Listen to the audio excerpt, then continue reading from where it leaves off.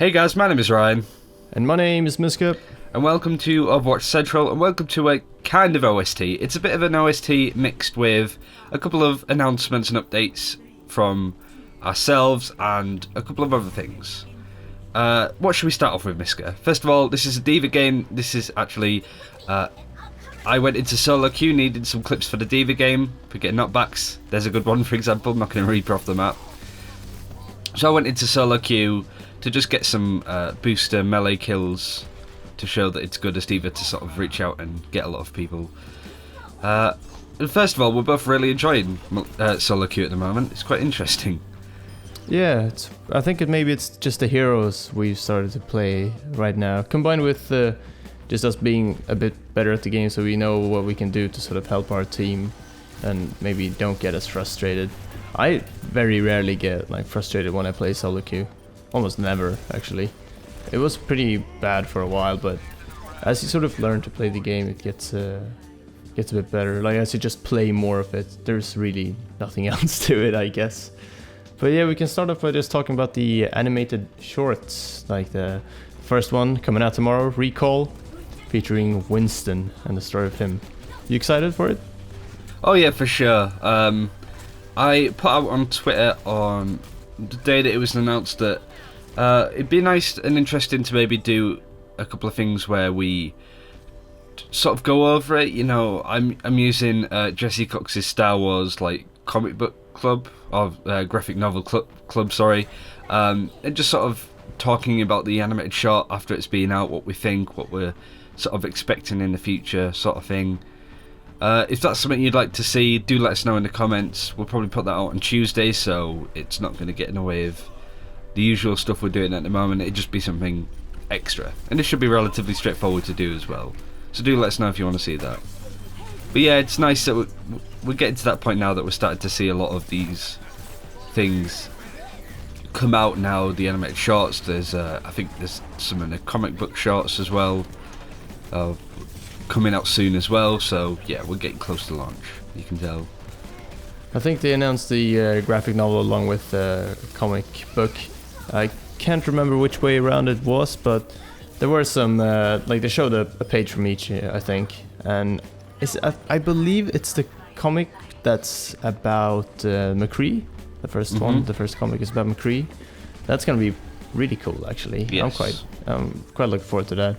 Yeah, and we'd like to sort of go into lore stuff as well. Not necessarily this is their stories, but you know, once a lot of these shorts come out and these comics, and we can go over their stories with a bit more detail. We've got ideas. We have audacious ideas for lore-related stuff, should we say? But yeah. It's. I don't want to say anything because I don't want to jinx it, but it's really cool. Speaking of really cool stuff, Fishsticks is doing another tournament. We've been involved with Fishsticks before. We did the Overwatch Central control exhibition when Nepal and Li Xiang came out, and now Fishsticks is doing a massive tournament with an actual prize pool with 6 of the biggest teams, 3 from EU, 3 from US. 8 of the biggest teams, even. Oh yes, 8 of course. Of the biggest in total. So there's 4 from each, but there's a qualifier spot or whatever you want to call it. There's 3 NA, 3 EU confirmed, but there's a little sort of. It's gonna be well, I think it's set to be a best of 5 for the last 2 teams from EU and NA. Oh, but I thought it wasn't really confirmed. Cool. I thought these were unconfirmed people that they didn't know. But that's actually a really good idea. I like that. Yeah, it's I don't think it's really confirmed either. Honestly, it's probably just going to be up to who's available, and yeah, I mean, obviously people will want to play in this tournament because it's got one of the biggest prize pools, if not the biggest prize pool of an Overwatch tournament yet. So it's going to be a really cool thing, and people might be wondering why is there an Overwatch tournament with a $2,400 prize pool before the launch. But I feel like it's a really good thing to sort of have, mainly because of that type of prize pool, because it makes people more sort of serious about it. It makes the people who aren't really into Overwatch but still into esports go, oh, okay, well, people are actually investing in this already. It's already kind of becoming a thing, and we'll just push the post-launch events to be even better and bigger. So I feel like it's a really cool project. I'm helping out with some graphic stuff and basically just yeah, there's a bunch of people involved and a bunch of cool sponsors that are providing the funding, and it's going to be a really awesome event. It's happening from April 9th to 10th, I believe. But yeah, that's about that. It's not much more really announced. We are somewhat involved. I think we're going to be making videos prior to the tournament, and hopefully afterwards we'll make some stuff. Yeah, we'll cover it in one way or another. But if you want to keep up to date, then we do recommend following Fishsticks on Twitter. His user tag, I guess, is just Fishsticks, FISHSTIX. Yes, that is correct. I'm sure we can just throw some links in the description. For sure, yeah.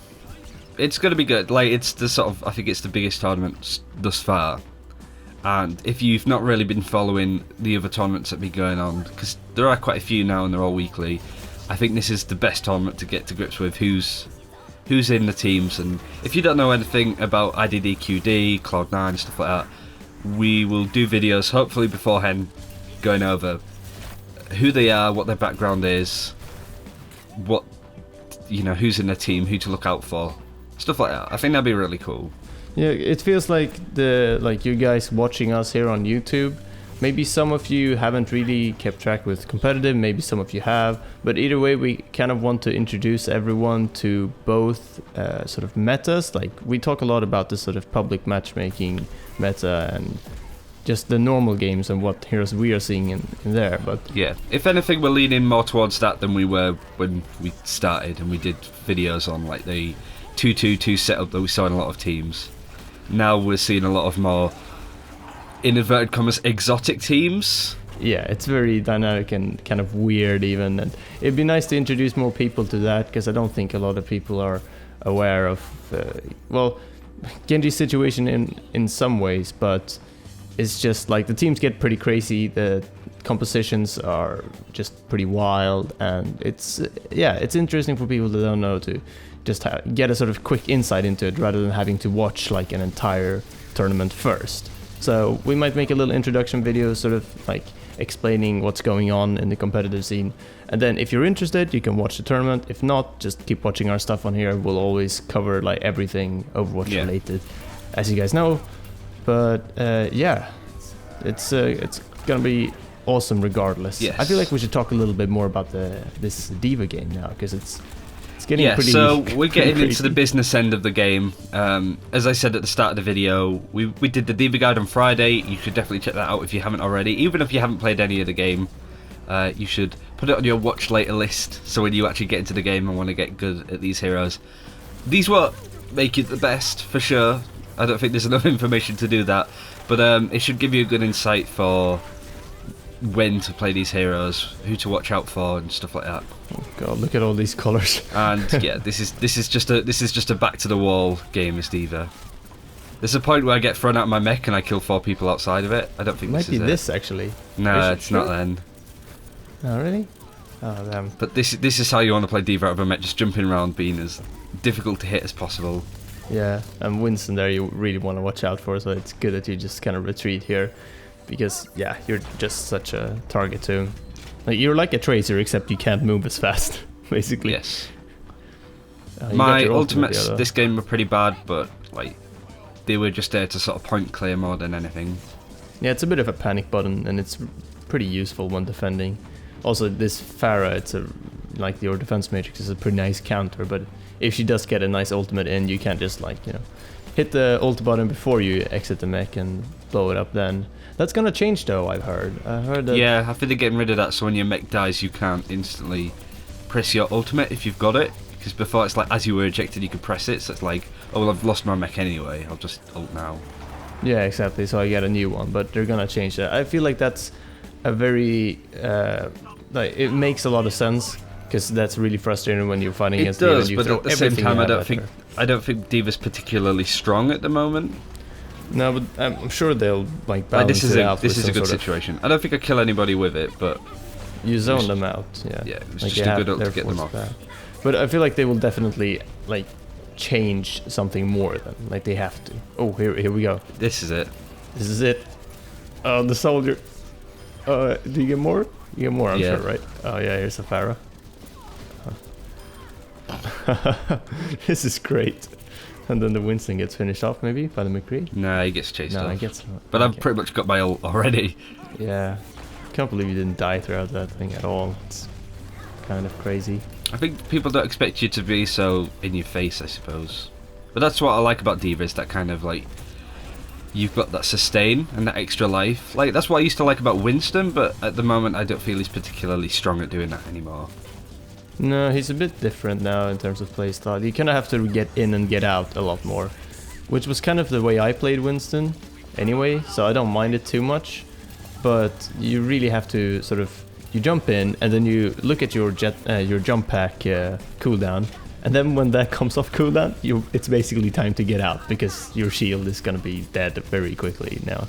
So but that's how I do it. I just look at the cooldown, and when the jump pack comes off cooldown, I just get out and then rinse and repeat. Heal up, jump in again, that sort of thing.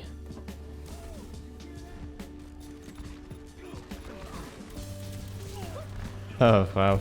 Yeah, they're just trickling in now at this point, trying to contest it. Yeah, well, they've got to, it's overtime. Yep. Oh, wow. How long does this overtime go on for? It seemed like it can... Oh, quite a while.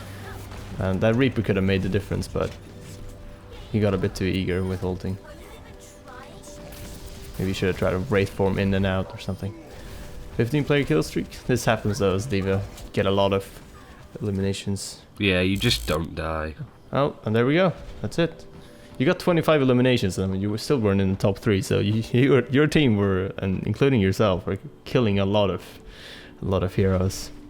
I feel like that was a pretty cool game though. It really like ramped up and got just more crazy and crazy towards the end. Have we talked about everything we wanted to mention? I kind of feel like we have. I think so. I don't think there's necessarily anything we want to go over. Yeah. As I said, animated shorts videos, a sort of reaction, talk a bit, discuss what happens in it. We don't know how it's going to work, but if you are interested and want to see it, do let us know in the comments. The Fish Sticks tournament, that'll be good. We really like Fish Sticks. He's great in the community, making stuff happen. Yeah, we understand people being like, we don't understand why this tournament's when the game's a beta. That's a completely fine opinion to have, but I think it is good for the game, and it'll be interesting to introduce competitive Overwatch to a lot more people. It makes potential sponsors look at the game though and go like, oh, like there are already people investing in this. Maybe we want to have our own Overwatch tournament at launch, or like just after launch or something, and then they'll decide to like, you know, sponsor something rather than having to like wait and see if it's actually worth doing or whatever. So I feel like it's really good to have this actually pre-launch. But either way, we should have links in the description to all of this, including the shorts and like, yeah, the tournament and everything. I think the short is like, but the description will have it, I'm sure, but I'm sure the short is aired, like it's exclusively first at least on Xbox website, right? On xbox.com/Overwatch, maybe something like that. Yes. Yeah, it's a bit of a weird exclusive. It's not on Xbox, it's just on the Xbox website. Yeah, exactly. Maybe it's to drive sort of pre-orders or something. But either way, we'll be there, we'll watch it. I'm sure you will as well if you're awake and in a sort of reasonable time zone in terms of when it goes live. Yeah, and we're really looking forward to it, and we hope you all enjoyed this video. And yeah, until next time, see you guys in the next guide on Monday, tomorrow. And yeah, hope you enjoyed. See you later. Bye bye. Take care. Bye bye.